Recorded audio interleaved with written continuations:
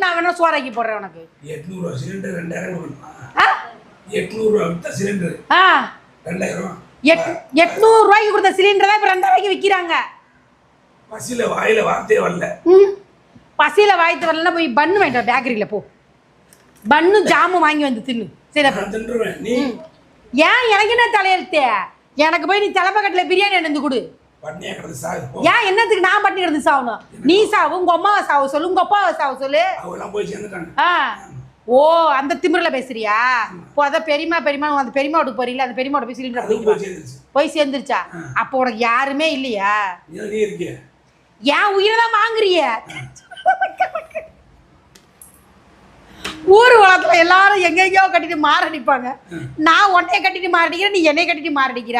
வேற வழி, வேற இதை விட்டா வேற வழி இல்லையே, போக்கத்தடை இல்லையே. ஒரு 2 கிலோ மீன் எடுத்து வந்து மீனா? மீன் முள்ளு கூட உனக்கு எடுத்து போட முடியாது.